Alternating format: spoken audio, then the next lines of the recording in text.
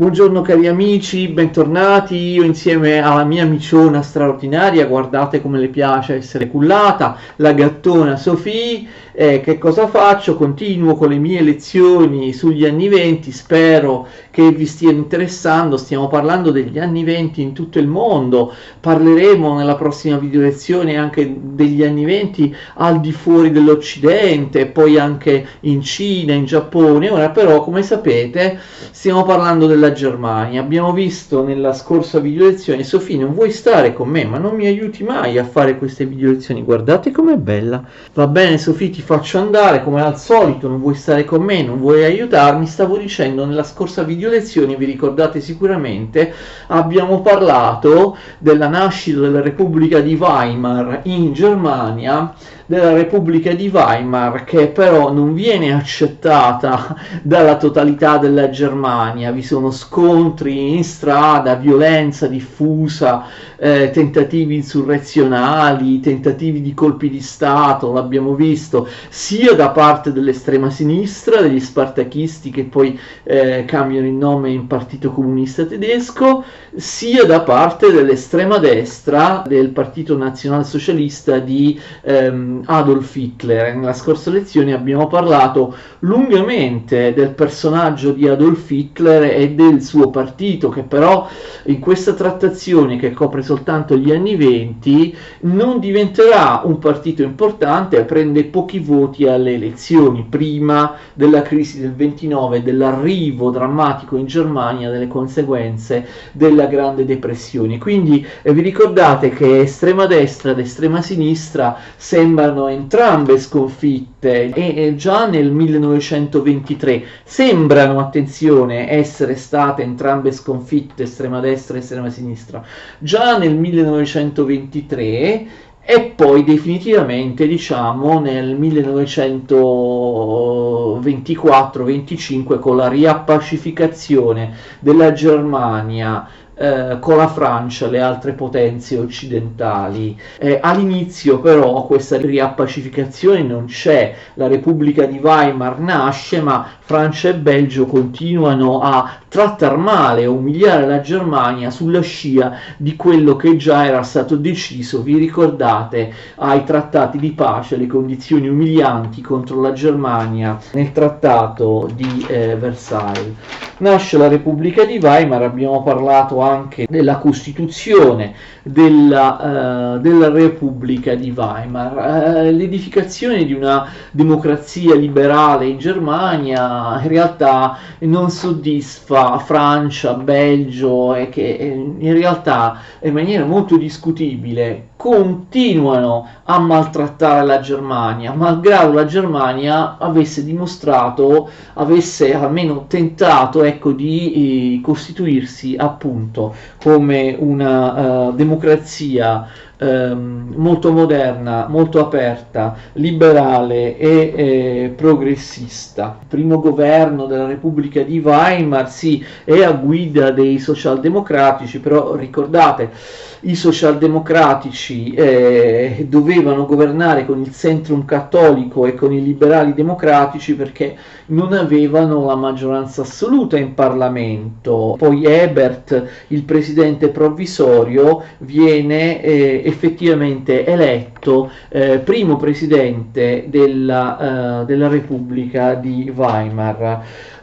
I problemi della Repubblica di Weimar derivano appunto dalle difficoltà della sua politica estera. Ricordate le riparazioni di guerra decise per punire la Germania, criminalizzandola come responsabile della prima guerra mondiale. Le riparazioni di guerra erano state volute da Francia e Belgio nel trattato di Versailles nel 1919. L'intenzione appunto era quella di affossare definitivamente la Germania, impedendole di tornare una grande potenza, una vera illusione da parte di Francia e Belgio. 2 anni dopo, nel 1921, viene finalmente fissata l'entità delle riparazioni di guerra, quanto esattamente la Germania deve pagare, cosa che non era stata precisata nei trattati di pace di 2 anni prima. La Germania è condannata a pagare una cifra colossale,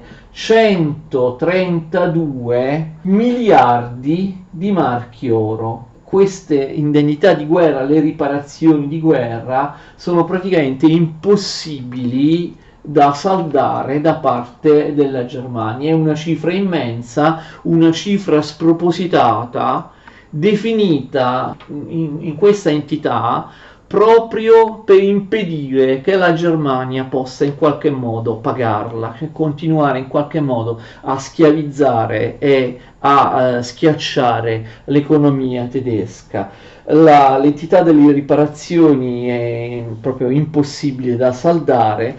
Alcuni storici, alcuni economisti hanno calcolato che i lavoratori tedeschi, un calcolo ovviamente per assurdo, avrebbero dovuto lavorare per 150 anni gratis per esaurire tutta questa somma. La Germania ovviamente non riesce a pagare, perché Francia e Belgio tra l'altro pretendono un pagamento in denaro, non accettano che le riparazioni di guerra possano essere scontate attraverso ad esempio il lavoro di operai tedeschi all'interno del territorio francese. E quindi che succede? Per ritorsione succede che nel 1923 la Francia, in maniera del tutto illegale, invade la Germania e occupa la Ruhr. Vi ricordate che in base al trattato di pace la Francia aveva già occupato la Saar, importantissimo bacino carbonifero della Germania? Adesso la Francia invade proprio la Germania e occupa la Ruhr, un altro distretto industriale importantissimo, anzi la zona industriale più ricca della Germania, sempre nella regione della Renania, la regione più vicina alla Francia. I francesi pretendono che gli operai tedeschi della Ruhr lavorino praticamente come schiavi. Gli operai tedeschi resistono, si forma un movimento di resistenza, si rifiutano di lavorare, si mettono in sciopero. Comunque insomma la tensione è altissima. Sul piano interno questa si sostanzia in una violenza diffusa. Abbiamo già detto che già da prima vi era una violenza diffusa in Germania,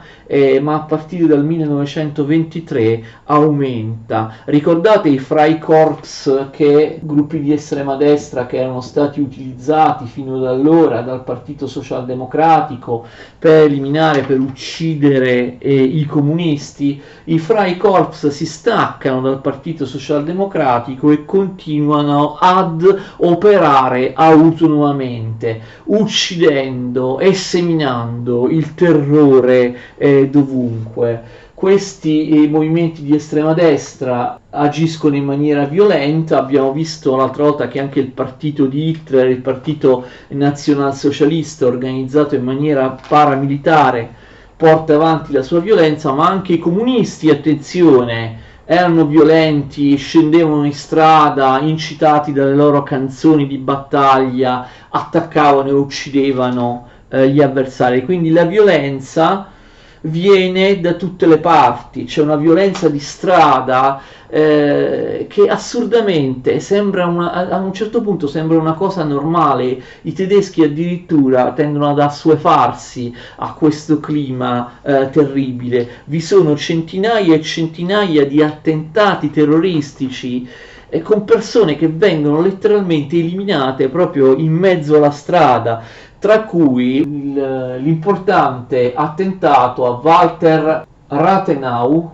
Walter Rathenau, il ministro degli esteri, pensate, della Germania, viene ucciso da un estremista di estrema destra perché come ministro degli esteri Rathenau voleva mettersi d'accordo con la Francia, pacificare la situazione e accettare le riparazioni di guerra. Nel periodo 1921-1923 si sviluppa in Germania una iperinflazione, un'inflazione veramente incredibile. Non sarà la prima volta, perché vedremo che ci sarà poi successivamente un secondo periodo di iperinflazione. Comunque questa è la prima. L'economia tedesca è in ginocchio anche per via della perdita della Ruhr. Dal 21 al 23 abbiamo un'inflazione colossale, un aumento dei prezzi delle merci in Germania,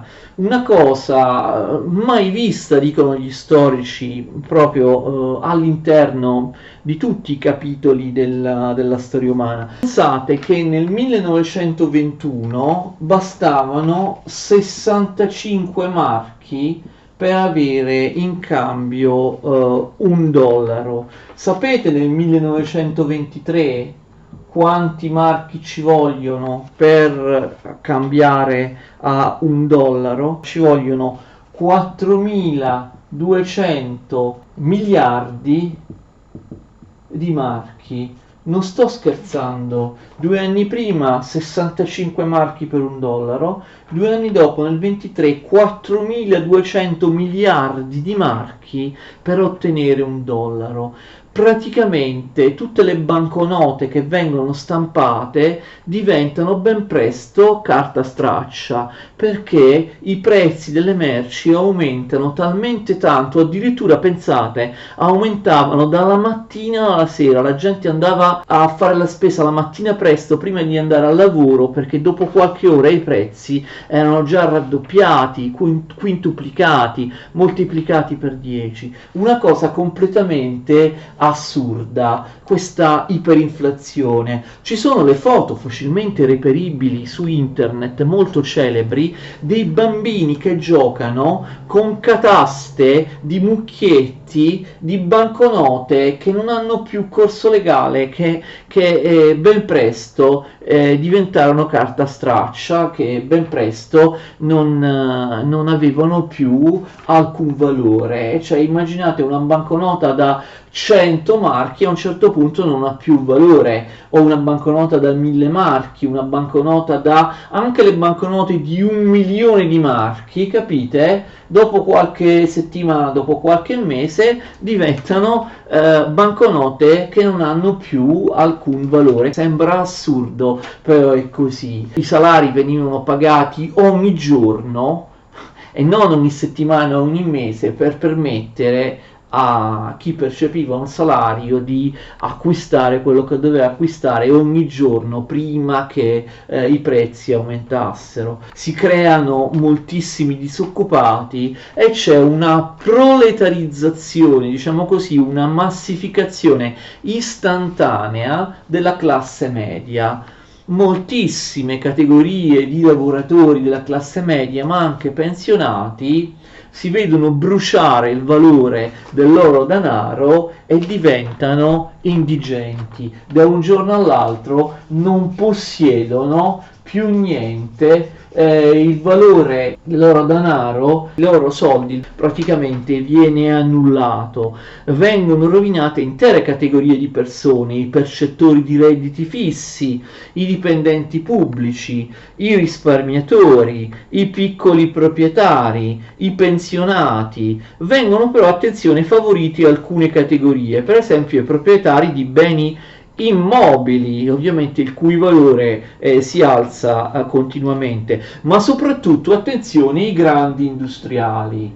Questo ovviamente crea risentimento e rabbia nella popolazione e alimenta anche la propaganda di gruppi estremisti come il partito di Hitler, cioè quasi tutti i tedeschi sono rovinati, però ci sono anche gli speculatori, i grandi industriali, i grandi gruppi dell'industria pesante che guadagnano da questa situazione. I grandi industriali hanno il vantaggio di vedere i loro debiti, i debiti con le banche o con i privati, polverizzati naturalmente per via dell'inflazione, mentre i profitti aumentano grazie ovviamente all'aumento dei prezzi. Quindi abbiamo un impoverimento generale, una proletarizzazione di interi settori della classe media e invece una concentrazione di ricchezza sempre più grande a favore di gruppi della grande industria, in particolare tre: la IG Farben, industria chimica, la Philips, industria elettromeccanica, e la Krupp, industria siderurgica. Voi direte: la Germania è rovinata, adesso arriva Hitler, votano per Hitler. No, la cosa è rimandata, il successo del nazismo di fronte alla crisi economica è rimandata perché la Germania di Weimar riesce a risollevarsi grazie ad una pacificazione con le potenze occidentali. I governi delle potenze occidentali, compreso quello degli Stati Uniti, nonostante, vi ricordate, gli Stati Uniti fossero su una posizione di isolazionismo, non si interessassero più all'Europa, considerano molto pericoloso ciò che sta succedendo in Germania, anche perché questa spaventosa crisi economica rischia di portare nuovamente consenso, di alimentare nuovamente consenso nei confronti dei gruppi rivoluzionari di estrema sinistra, e quindi gli Stati Uniti d'America, ma anche altri, la Gran Bretagna, cercano una soluzione a tutto questo, cercando di far ragionare in qualche modo Francia e Belgio, da indurli a più miti propositi. La pacificazione tra la Germania e le potenze occidentali, quella che viene chiamata l'epoca della ristrutturazione all'interno della Repubblica di Weimar, comincia già nel 1923 ed è merito soprattutto di un politico che si chiama Gustav Stresemann, politico molto importante in questa fase della storia tedesca. Gustav Stresemann appartiene al partito conservatore e diventa il primo ministro, il cancelliere della Germania, appunto nel 1923. Anche in questo caso, come nel caso di governi precedenti che abbiamo citato nella scorsa video lezione, lui, Stresemann, è a capo di una grossa coalizione, di una grande coalizione, governa insieme con la SPD, il Partito Socialdemocratico, con il Centrum, vi ricordate, il Partito Cattolico, e anche con i Liberali Democratici. Va notato ovviamente che il Partito Socialdemocratico, che abbiamo detto anche nella scorsa video lezione, perde sempre più consensi, sempre più voti. Avete visto, adesso perde anche la guida del governo, perché deve cedere il posto di cancelliere ad una figura del partito conservatore. Tuttavia Stresemann governa in maniera illuminata, con il consenso appunto anche di molte formazioni politiche che hanno apparentemente idee diverse dalle sue. Il governo Stresemann di fatto va in crisi ben presto e viene sostituito dal governo del cattolico Wilhelm Marx. Wilhelm Marx ben presto, anche lui non è socialdemocratico ma è appunto cattolico, prende il posto di Stresemann, però attenzione, Stresemann continuerà a operare ottimamente come ministro degli esteri, cioè resterà in politica, resterà al governo per molti anni come ministro degli esteri di Marx, e in quanto ministro degli esteri Stresemann riesce a salvare la Germania con una serie di accordi, di trattati internazionali e anche di accordi economici con gli stati occidentali. Vi faccio notare comunque che il governo di Marx è il primo che mette la SPD all'opposizione, quindi attenzione, l'SPD perde,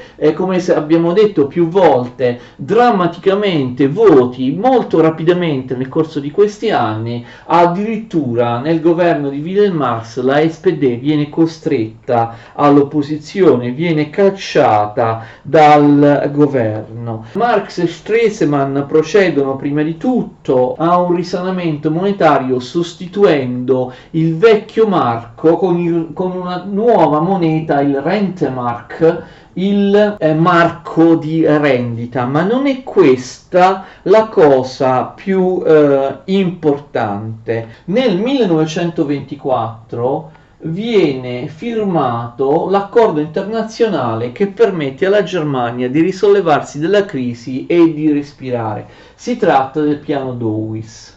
Chi poteva dare soldi alla Germania? Chi poteva finanziare la Germania affinché la Germania potesse pagare le riparazioni di guerra? Soltanto gli Stati Uniti d'America. Gli Stati Uniti d'America, ricordate, è il paese nettamente più ricco dell'Occidente. Allora che succede? Con gli auspici di Gran Bretagna e Francia viene firmato questo accordo internazionale che ha dei risvolti soprattutto economici. Viene chiamato piano Dawes. Perché? Perché Dawes è l'allora vicepresidente degli Stati Uniti d'America ed era anche un grande finanziere. Che cosa stabilisce questo accordo? Questo accordo, attenzione, stabilisce che gli Stati Uniti d'America aprono una notevole linea di credito nei confronti della Germania. Che cosa vuol dire? Vuol dire che gli Stati Uniti d'America prestano una miriade di soldi alla Germania,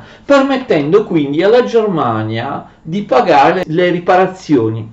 Il piano Dawes consiste in una serie di notevolissimi prestiti da parte degli Stati Uniti nei confronti della Germania, permettendo quindi alla Germania di pagare le riparazioni di guerra a favore di Francia e Belgio. Capite? Si tratta un po' di una partita di giro. Gli Stati Uniti prestano soldi alla Germania, la Germania utilizza i soldi degli Stati Uniti per ristrutturare, ammodernare la propria economia e per pagare le riparazioni di guerra. Pensate che questi prestiti da parte degli Stati Uniti alla Germania sono a volte prestiti, per modo di dire, cioè sono soldi che vengono dati dagli Stati Uniti alla Germania a fondo perduto, per quanto sembri strano, è così. Non è solo questo, vi sono delle clausole molto importanti all'interno del piano Dawes. Alla Germania, attenzione, viene permesso di rateizzare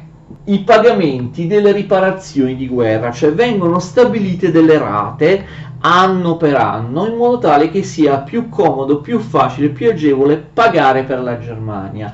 La rateizzazione è tanto più conveniente per la Germania se si pensa che ogni rata, attenzione, viene stabilita in proporzione alla produzione annuale dell'economia tedesca. Che vuol dire? Se la Germania produce di più un certo anno paga una rata maggiore, ma se la Germania è in difficoltà, per esempio l'anno successivo, e produce di meno, pagherà una rata, le sarà consentito di pagare una rata più bassa. E il piano Dawes stabilisce anche che la Francia, attenzione, non invaderà più la Germania. Quindi praticamente si fa pace tra Germania da una parte, Francia e Belgio dall'altra, e vengono ristabiliti buoni rapporti tra questi paesi.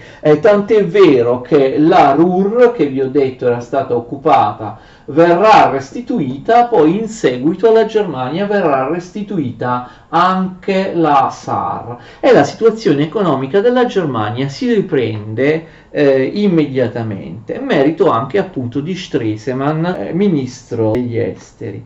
E quindi nel 1925 anche la Germania firma il trattato di Locarno, che diciamo mette definitivamente pace tra la Germania, la Francia e il Belgio e permette alla Germania di entrare a pieno titolo nel sistema politico internazionale. Infatti l'anno dopo la Germania entra anche nella Società delle Nazioni, vi ricordate, dalla quale era stata esclusa in quanto criminalizzata, considerata la prima responsabile della prima guerra mondiale.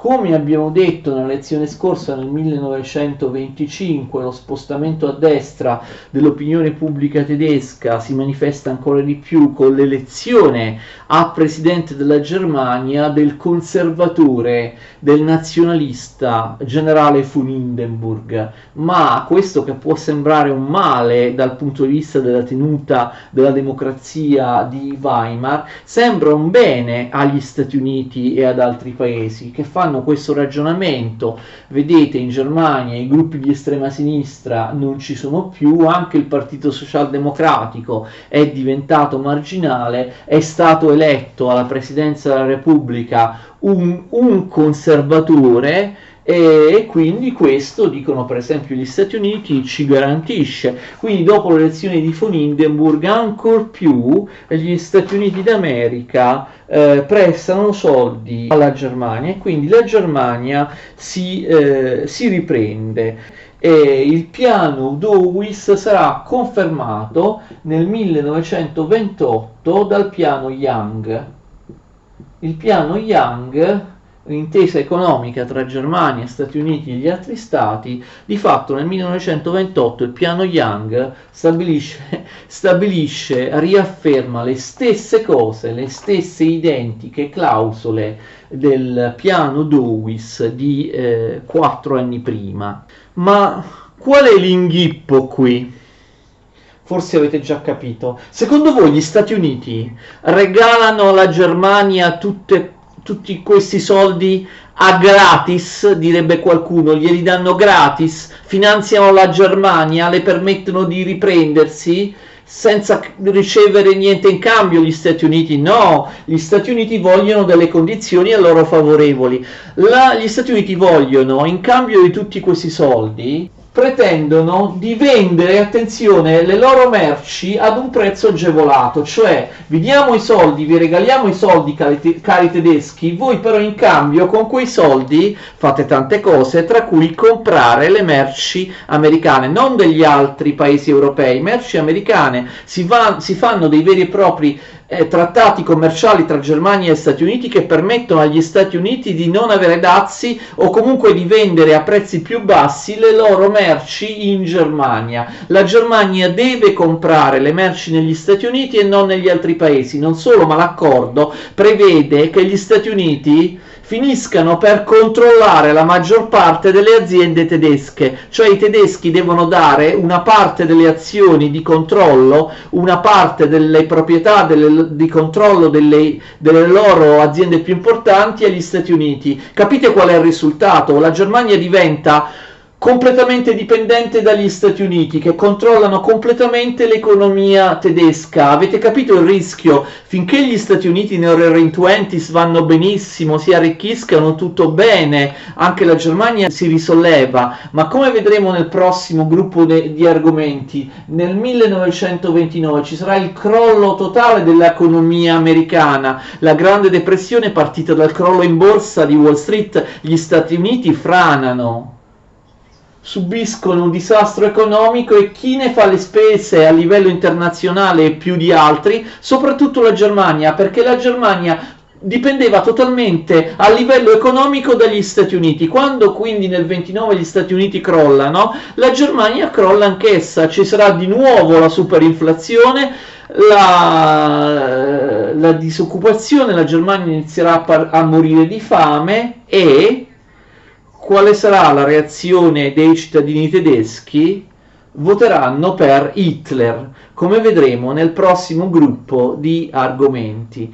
Abbiamo concluso questa lezione, la seconda lezione sulla Germania negli anni 20, i cosiddetti anni della Repubblica di Weimar, che in realtà franerà sotto i colpi della violenza di Hitler soltanto all'inizio del 1933. Abbiamo parlato in questa lezione di Gustav Stresemann. Stresemann fece tutto il possibile per risollevare le condizioni della Germania e per riappacificare la Germania con gli altri paesi occidentali. Stresemann ottenne anche il premio per la pace nel 1926.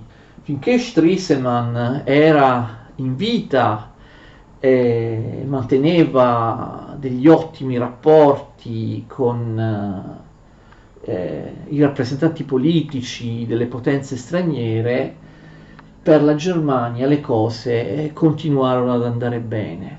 Stresemann muore nel 1929, proprio nello stesso anno in cui la borsa di Wall Street a New York crolla, e da lì inizieranno di nuovo problemi gravissimi per la Germania, che spingeranno i cittadini tedeschi a votare per Hitler, per il partito nazista. Vi ringrazio, arrivederci.